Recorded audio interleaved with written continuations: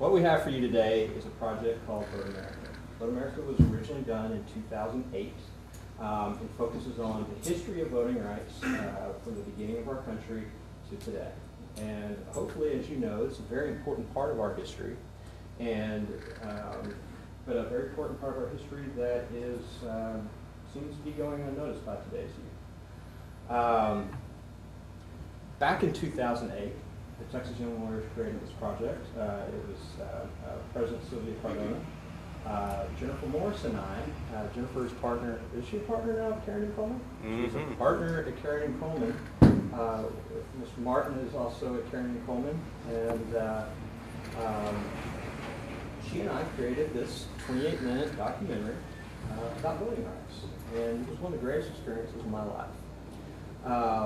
Flash forward 4 years, Chris Rogers, my good friend, was in his wedding, by the way, and ruined it for him, but only parts.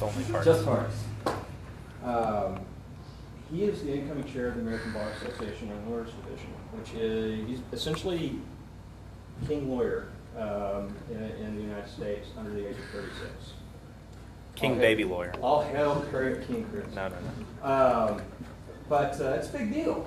And Chris, out of all the projects he could have chosen to be the national project this year, he chose Vote America. So what we're doing today is we are helping the young lawyers across America roll out this video throughout the United States, and you're going to be a big part of this. We're filming this today. We're going to do an hour-long presentation, including the video, of what a typical rollout or presentation would be like in schools or in a community. So we're going to have some Q&A at the end. We have two outstanding speakers. You will learn that by watching the video. Both of these fine individuals are prominently featured in Vote America, and both of them have firsthand experience on the struggles for the right to vote. For instance, you are in the presence of the first African-American female to be elected in the multi-county race in Texas. It's a pretty big deal. Then you have this gentleman who basically fought and defended the rights of thousands of people, and including you. Because of him and his prowess as an attorney, you're able to vote today.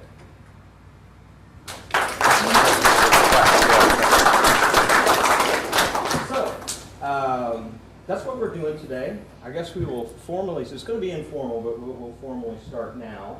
We're going to have about 10 minutes of talking, and then we're going to share the video, and then you get to hear from two of the greatest people I know. So, anyway, my name is David Courageous. I'm an attorney from Austin, Texas. I'm the immediate past president of the Texas Young Lawyers Association, the president-elect of the Austin Young Lawyers Association. This is my good friend Christopher Rogers, who's the chair-elect of the American Bar Association. I'm going to let him introduce himself right now and tell you a little bit about him and the ABA.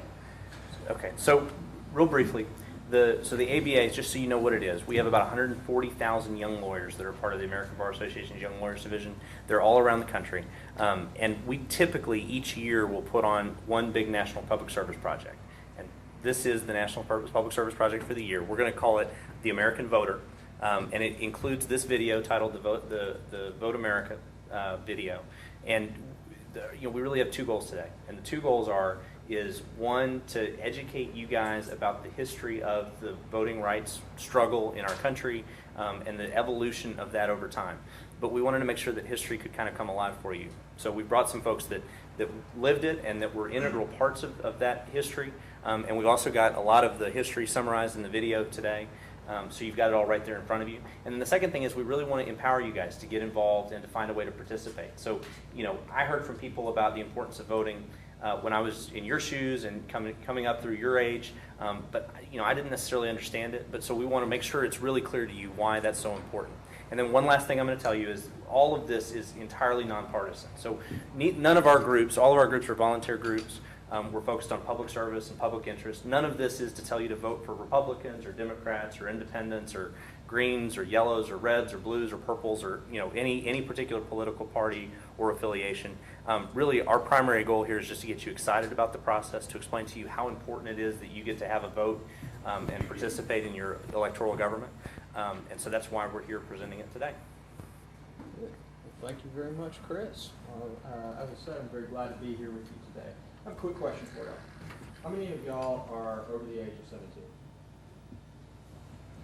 How many of y'all would call yourselves 18? Perfect. When you turn 18, you get a very valuable right. What is that right? To vote. Why is it a very valuable right? Well, you get to choose the future leaders. You get to choose the future leaders. I had a discussion with a young lady who's 20 years old a week ago, a little over a week ago, right before the primary elections.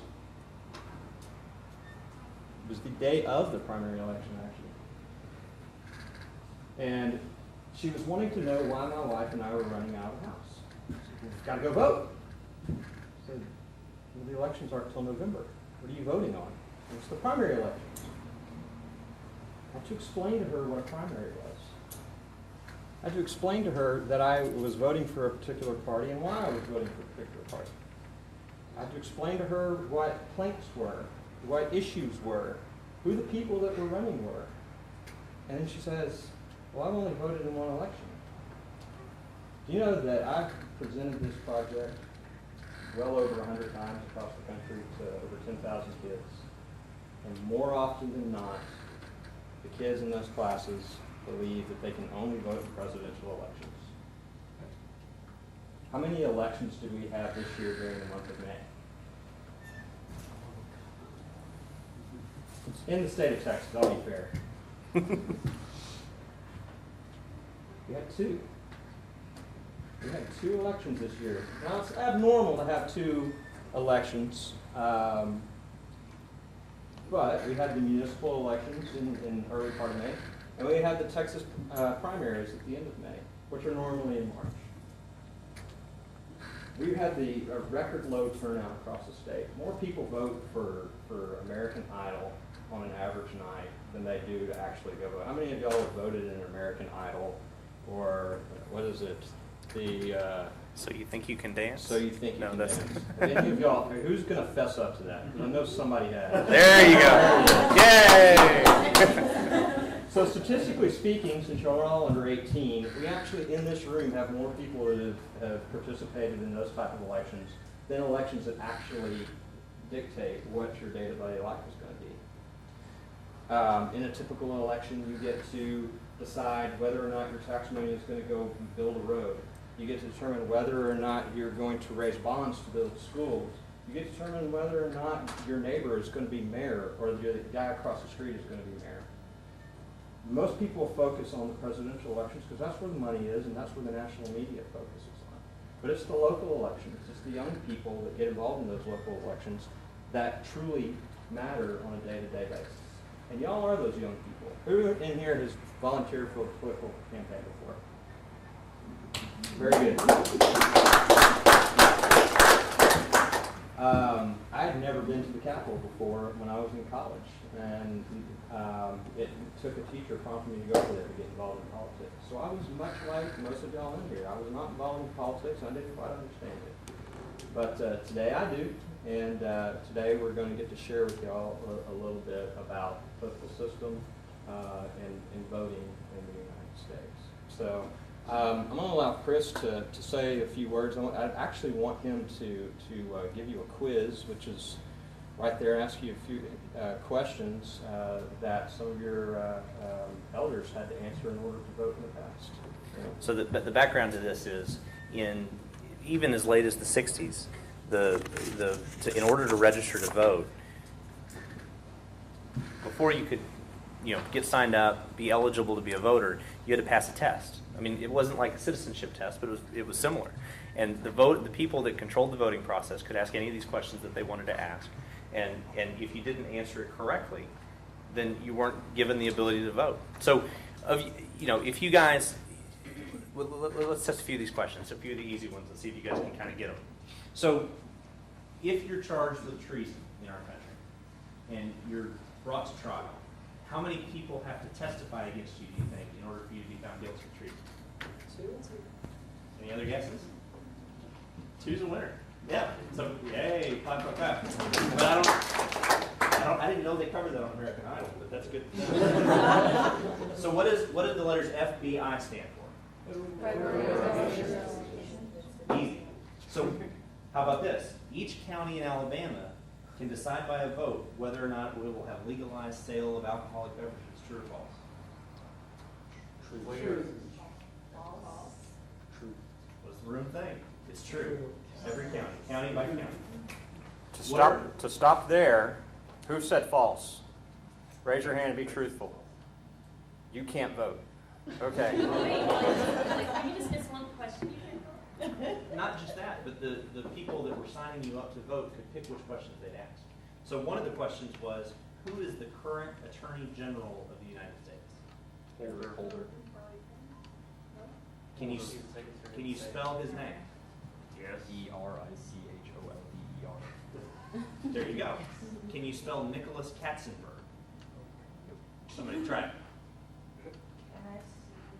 N-I-C. O-L-D-S. Okay. Katzenberg. Space. Z. K. Which is it? K. Keep going. A-T-S. Nope. Sorry. Z. I'm sorry. I'm sorry. You don't get to vote.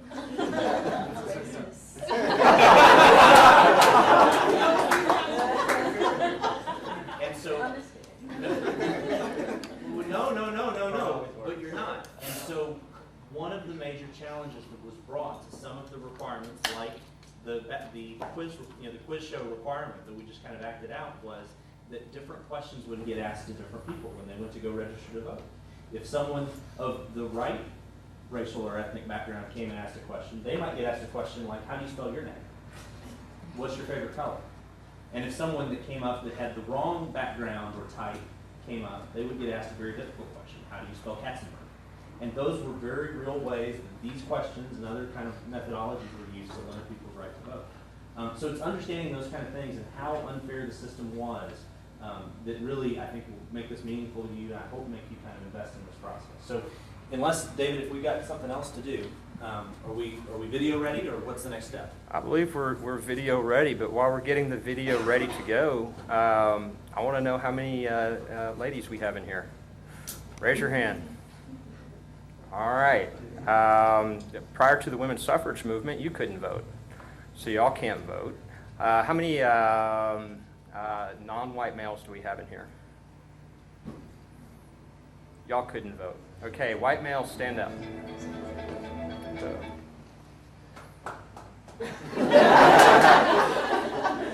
How many of y'all currently own property free and clear of your parents? Jonathan, floor is yours. Thank you. Epiphany is in the air. Now, epiphany means if you're going on a journey or doing something, that you come across something that's so unexpected and so pertinent to what you're doing, and it just enhances it so much that you really never could have ever dreamed that it would happen. And now Chris and David had no idea what was going to happen last week that really means so much to what I'm going to talk to you about today. Last Tuesday of last week, President Obama handed out the Medal of Freedom to 13 different Americans.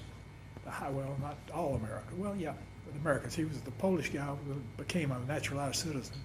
But of the 13, this is the highest honor that the government bestows on a civilian. And one of those 13 people was John Doerr. And John Doerr was the first Assistant Attorney General of the Civil Rights Division when I got there. And after I left, he became the Assistant Attorney General of the Civil Rights Division.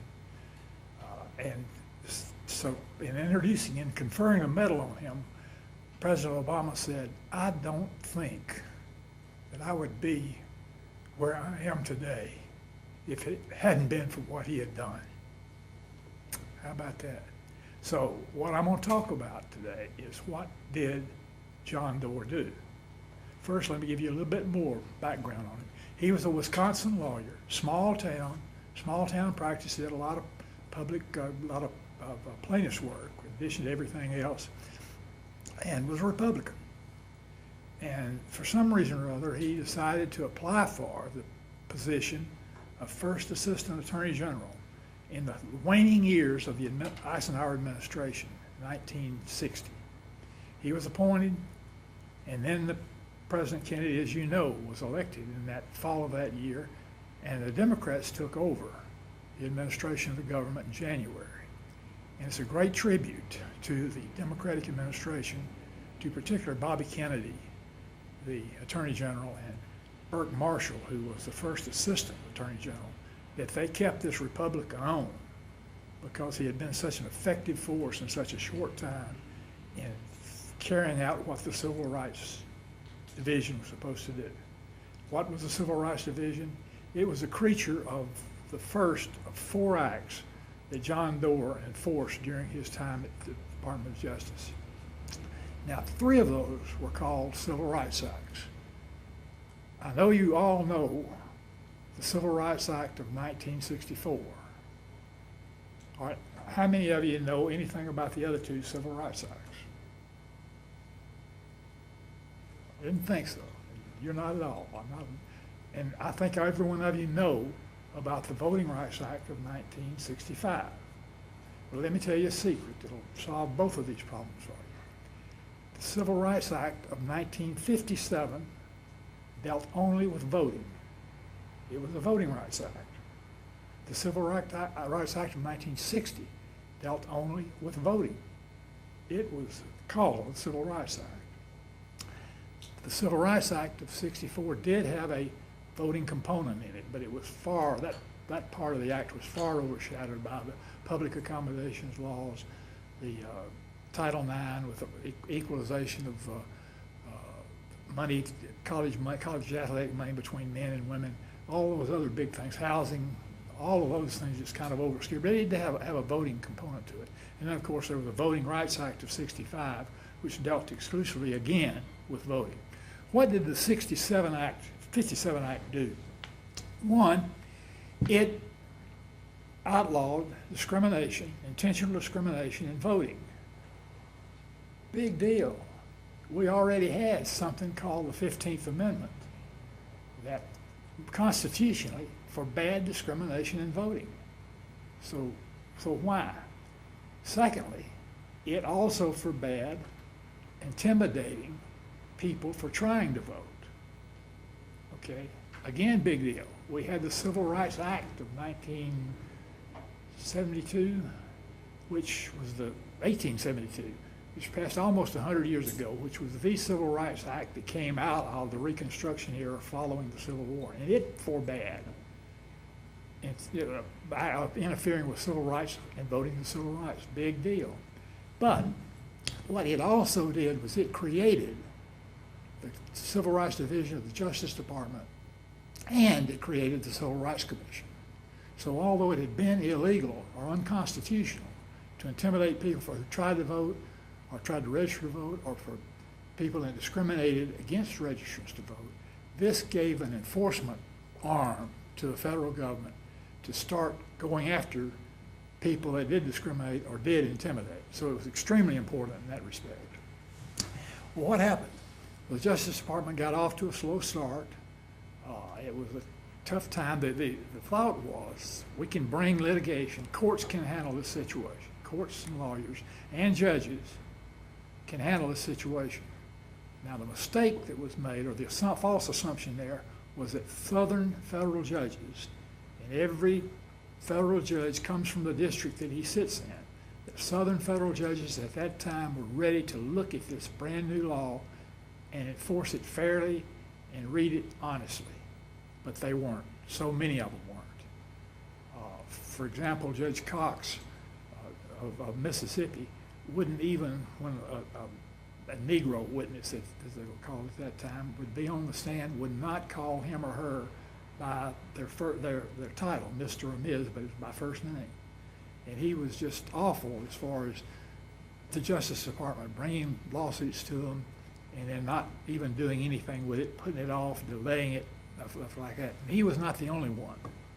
So the flaw was that the judges just weren't going to work it.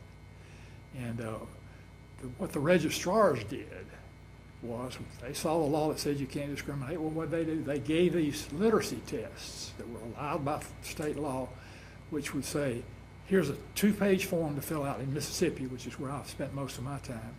Here's a 2-page form to fill out. One of them was a question this long about a constitutional provision of the of the state constitution of Mississippi that they had to interpret. Well, a white would come in, and they had a pretty good chance of being given, say, Section 10 or something like that read, there shall be no imprisonment for debt. Okay? And then if a black applicant came in, they would be given a section about this long itself, forbidding consanguinity and infinity. Does anybody in this room know what that is and how you? Well, I didn't think you would. Who did? Who? Come in. It's like a shared bloodline. Excuse me, what? It's like a shared bloodline. Okay. So, like, Yeah, that's right.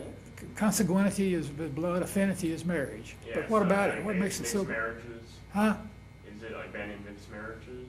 No, well, there's another section on that, but no, this would just be you can't hire anybody that you're related to within a certain degree of consanguinity or affinity, and that's Blood on that. like yeah, maybe a third cousin doesn't count, but first and second cousins would. But anyway, that's and then they had to do the duties of citizenship, and there was one white guy in Hattiesburg county that had filled out a form that said it's the duty of citizenship. Negroes, N-E, and then G-O-R-S, shod, S-H-O-D, not, he spelled that right, vote, and I think he left off the E on that, because, that was 2 words, because they, and he spelled that right too, don't, and he didn't put the apostrophe in there, and I'm not sure he put the T on it, don't understand, and that was 2 words too. Well, he passed. Victoria Jackson Gray, beautiful, beautiful woman. She just died last year, and she was one of the founders, along with Fannie Lou Hamer, of the Mississippi Freedom Party, and was a very prominent national on the national scene. But Victoria filled out her duties of citizenship, and I wish I tried to look for the copy of it. I've got it somewhere, but it's in some box I hadn't found yet. But she filled in the entire space that was allotted to her. Beautiful handwriting, and very, very right on as to what duties of citizenship were. How many of you think she passed? I see none of you. You're right, she didn't. She didn't. But that's one way they did it. Another way was they would come in, a white person would come in, the clerks would be there, clerk assistants would be there. They'd take the form, let them fill it out, and pass it. Black would come in, they'd say, no, you got to see the registrar, and he's not here today. Well, he wouldn't be there the next day either. Or if more than 2 or 3 blacks came in, and they usually would do it after work, they'd take them one at a time. Registrar would sit them down, and it would take about an hour or 2 for anybody, however illiterate they were, to fill out the form. Maybe if you're real smart, you could do it in 30 or 45 minutes. And so he'd let one do it and then send the other 2 home because he didn't have time. The office was closing. When whites came in, if there's 1, 2, 3, or 4, or 5, they'd let them fill out the form and go from there. They would assist whites with the form. You could tell that sometimes there'd be checklists where you were supposed to sign this thing as an oath that you signed the oath if you were a citizen, or you signed this oath if you were a minister, and people got confused about that and they'd sign both of them. Well, if you're white and signed both of them, you passed. But usually, and many times in cases, if you're white, they just checked the one you were supposed to sign. So all of these things, this is the way the registrars did it. The Justice Department had ample proof of that before judges like Judge Cox, and got no relief. No relief. So then what happened after that was they said, we got to fine-tune this thing. We got to pass another act. So they passed the Civil Rights Act of 1960, and that provided for, well, let me back up 1 second. The Civil Rights Commission in 1969 had pointed out the Justice Department was not having very much success in litigating these cases. And so they suggested that for federal elections, that federal referees be allowed to administer voting tests to those that had failed the test because of race. And that caused a lot of activity going on toward getting a bill together. When they got the bill together, the Attorney General went the other way, and rightfully, and I think this is a great thing that he did, was he included state elections. In other words, it wasn't going to be that we could, although the constitutional power to control federal elections was greater than it was state elections, they wanted to keep it all together where if you voted, you could vote in state as well as federal elections. And so he said, we'll have referees, but instead of them being federally appointed like the commission would, he said the local judges would appoint. Okay? Well, now let me give you an example. Judge Thomas in the Southern District of Alabama, in Perry County, which was a notorious county for denying rights of qualified blacks to vote. And Judge Thomas didn't get reversed in Perry County but about twice, but he got reversed 9 times in a period of about 4 years by the Fifth Circuit. But when this came in, the other thing that the 60s Rights Act did was if you were rejected because of race, or you thought was because of race, you could write to the court. Now, the act didn't really say what's supposed to happen to that, but judges were supposed to figure it out. Well, they're supposed to have a hearing, which Judge Thomas wouldn't do within 10 days. And if the judge found them qualified, then they should be registered. Well, Judge Thomas wouldn't do that. He appointed his good friend named Burke Amos, A-M-U-S, and he got the rejections from the judge, and he was equally as hard as the judge. He wasn't going to let any of them vote. So the referee, appointed by the local judge, really mirrored what the local judge was doing. And so actually that was not something that would work out. Meanwhile, the Justice Department, the Civil Rights Division, was having great success, not on the lower court levels, with one huge exception, but at the Fifth Circuit level. Now, the huge exception on the district court level was Frank Johnson, a real hero who sat in the Southern District of Alabama. Now, it was unusual. He was appointed to the Southern District, although he grew up in the Northern District and resided in the Northern District. In fact, he grew up in what was called the Free State of Winston. And, the reason it was called the Free State of Winston, when Alabama seceded from the Union in the Civil War, Winston County seceded from Alabama. So he was a pretty ornery, independent person to start with. But he, for example, in the first case he ever tried, when it was over, he found that 102 black applicants in that county had been falsely rejected. So he, 3 minutes, not even gotten to the 64 Act. Anyway, he ordered all those 102 people registered. Now let's get to the Civil Rights Act of '64, which again stayed with the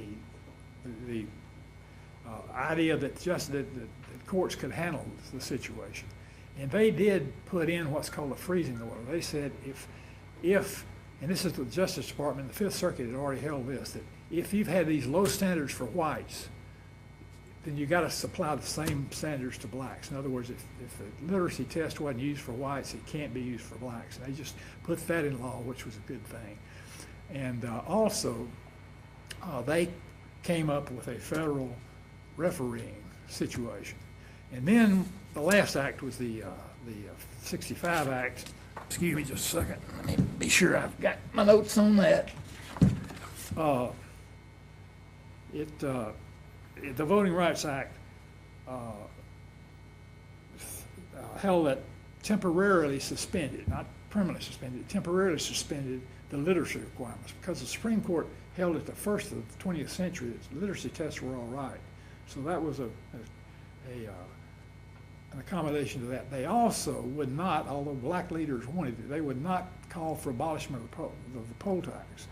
They called for the Attorney General to bring a lawsuit to determine its constitutionality because the Supreme Court had held years before that the poll tax was constitutional.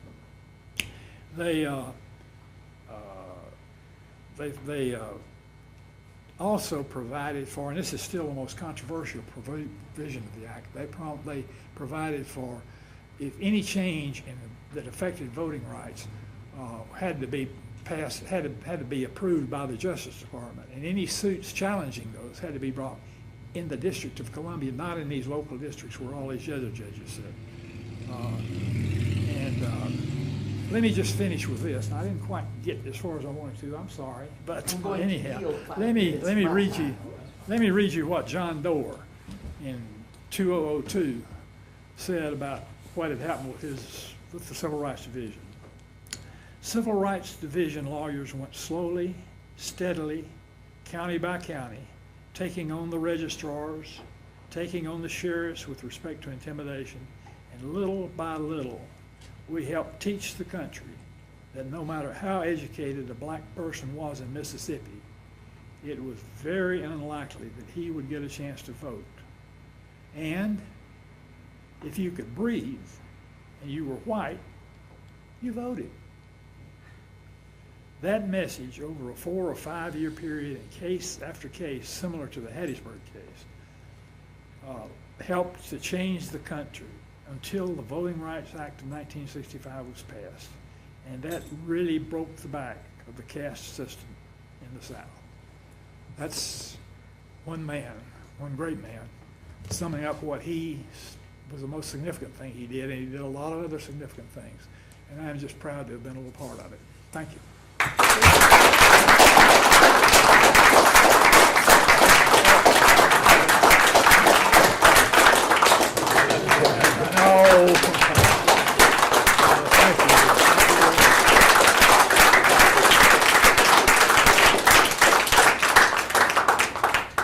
I want you to know that all of us owe this man a great deal of gratitude. Please be seated. I am always honored to share an opportunity with him to speak with young people about the importance of voting. Let me say that John was working in the Justice Department around the time that the student movement was beginning. I was a part of that student movement. My sister was a part of that student movement. And I must say that my sister was more dedicated than I to the voter registration projects. We spoke earlier about my sister who is a judge. She's 10 years younger than I am, but I have a sister 2 years younger than I am, Dr. Patricia Wright, who is a Harvard graduate. Dr. Patricia Wright had a full scholarship to George Washington University in Washington, D.C., and she left after about 2 years because she became so involved and so concerned about the denial of the right to vote in the state of Mississippi. The state of Mississippi is the state in which my father was born. My mother was a Texan. She made sure that the first 2 of her children were born in Texas, and we are Texans by birth.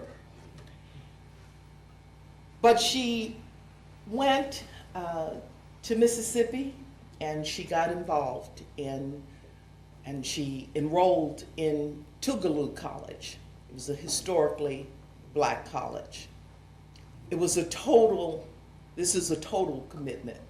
I'm telling you from someone who had a full scholarship at George Washington University in Washington, D.C., to a person who then transitioned to Tougaloo, Mississippi.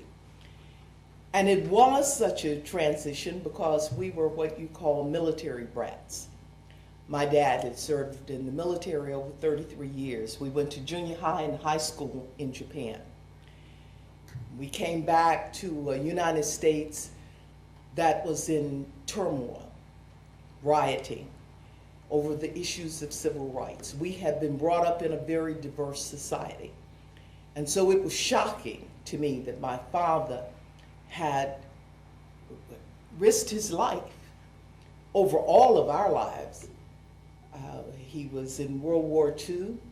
He was later twice, he volunteered for Vietnam, where he was injured and received a Bronze Star in Vietnam.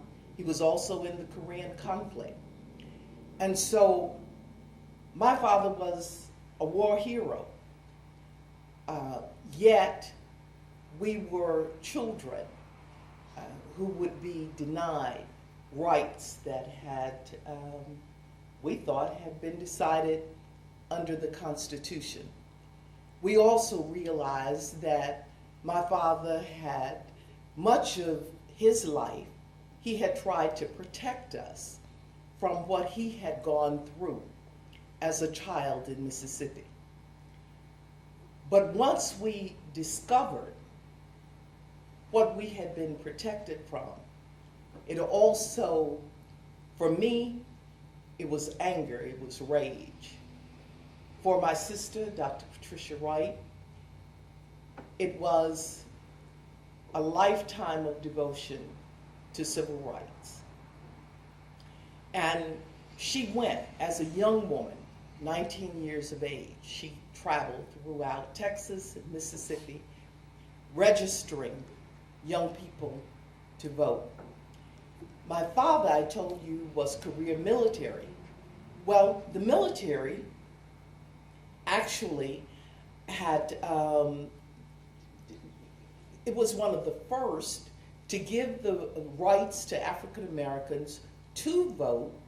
It was around 1948 when they said, well, they would desegregate the military services, and if you were in the military, active military, then you could vote without poll taxes or any of those restrictions.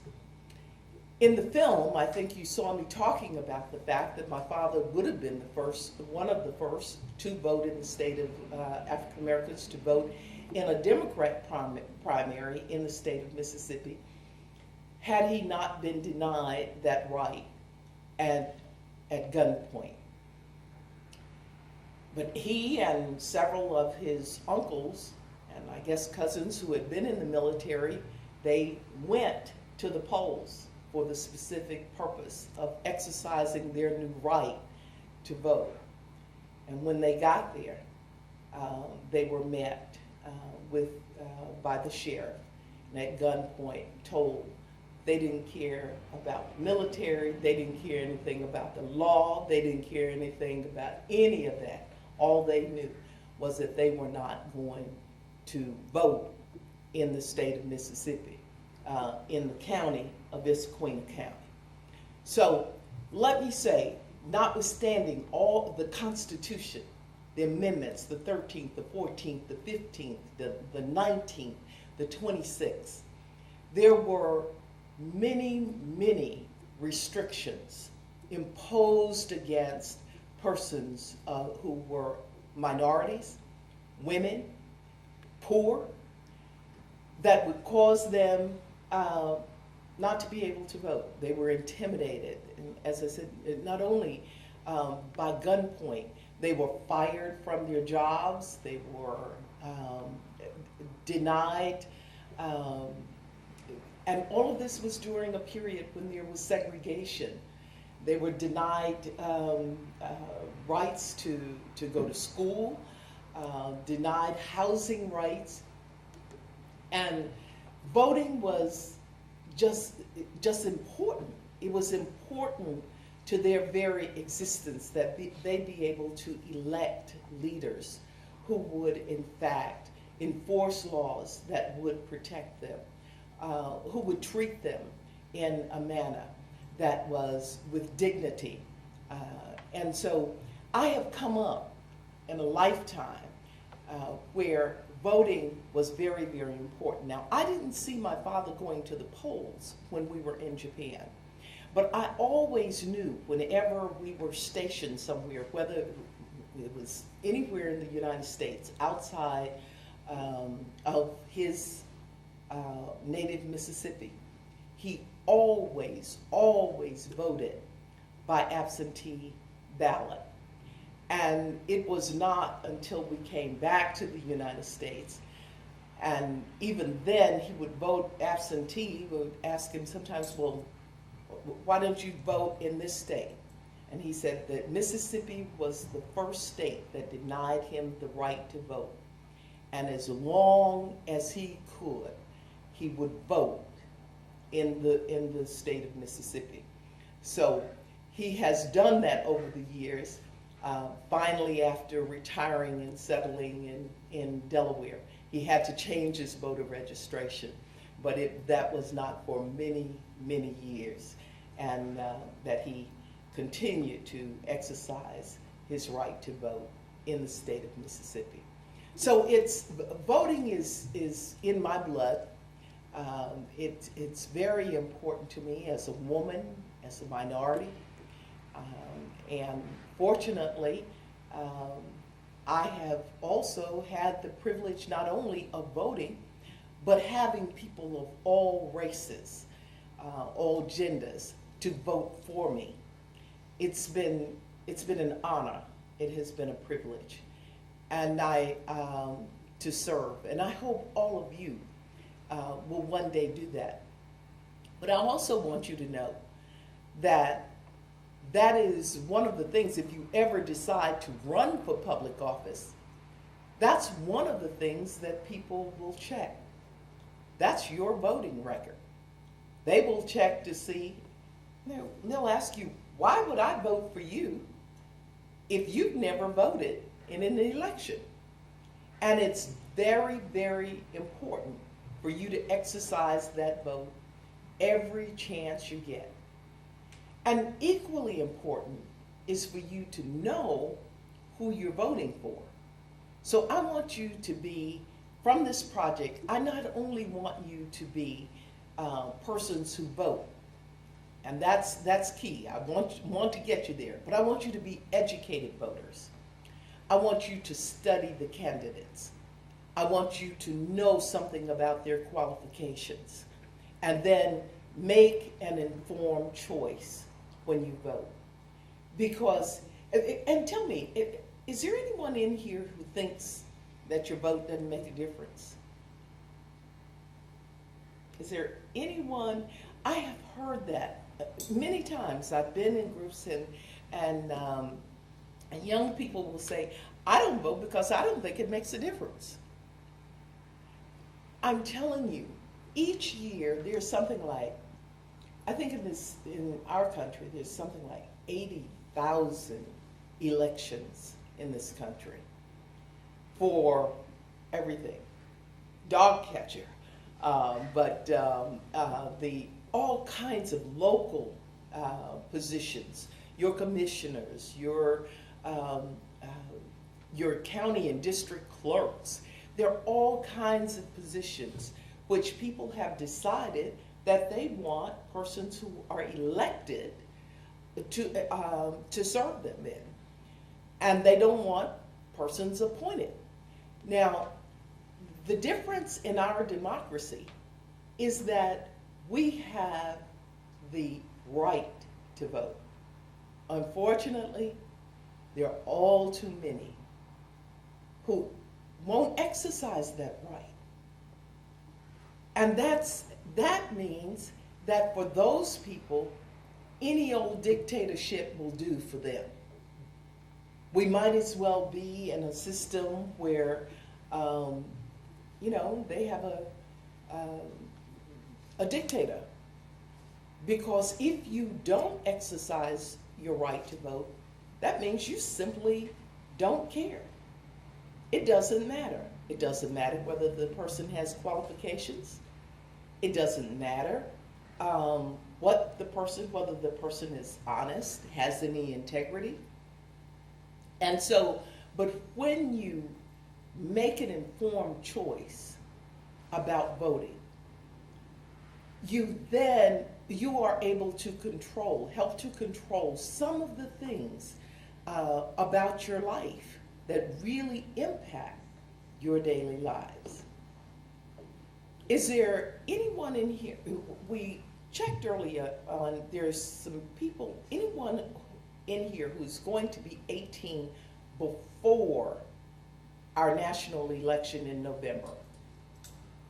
A goodly number of you. Have any of you registered? Very good. Very good. Because while you may not be eligible to vote right now, you will be eligible in November. But you need to make sure that you get registered.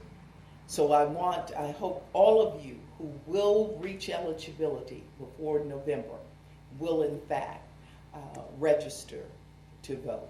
It is just so important that you start doing this now at this early age. It is just, it will make a difference in your life. As I said, some of you yourselves may one day decide that you want to be elected officials. Well, I want John to talk some more, just a bit briefly, and wrap us up. But I will say to you that this is on the date that I first voted. It was such an honor and a privilege. And I actually had a celebration. It was like a birthday party when I could vote. I thought that was the biggest deal in the world. I didn't have to vote by absentee ballot.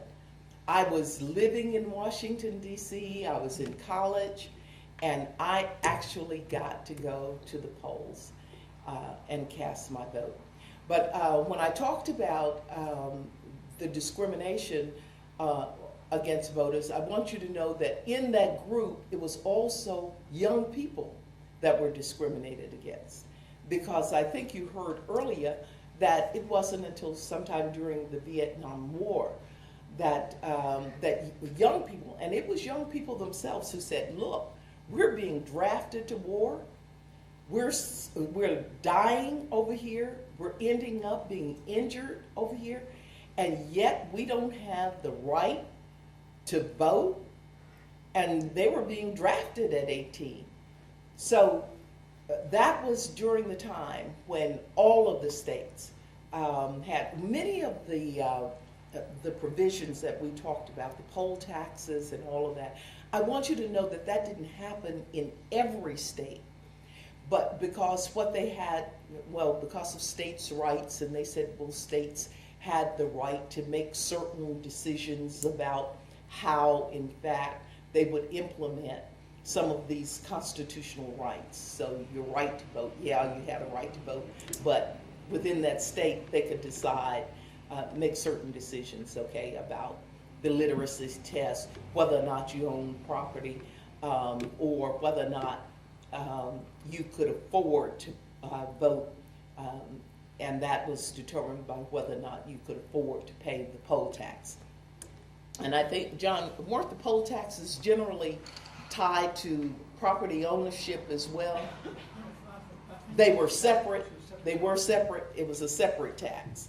So at any rate, all of these impediments to voting, I want you to know, if you don't exercise your right to vote, there's a chance that that could one day be taken away.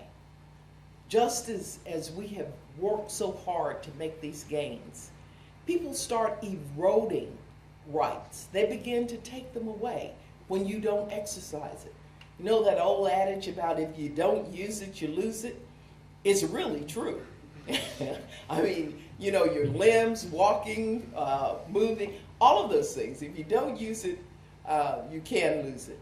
And your constitutional rights are some that you must exercise those rights, because if ever the impression is left that it doesn't matter and you don't care, there is a segment of the population that will say to you, well, if they don't care, We do. So why don't we find ways of excluding those who don't vote, who are not interested, and we'll find a way of putting some permanent impediment against them.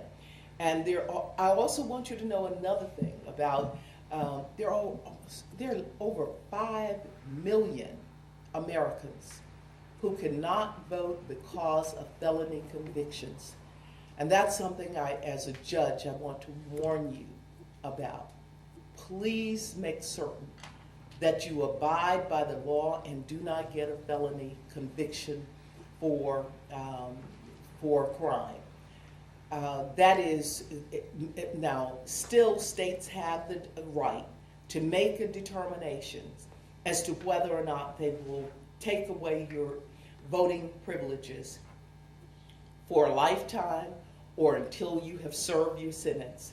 But there are all too many states that have made the determination that once you have been convicted of a felony offense, they will permanently take your right to vote. And like I said, that involves over 5.5 million American citizens at this time. Thank you so much for this opportunity.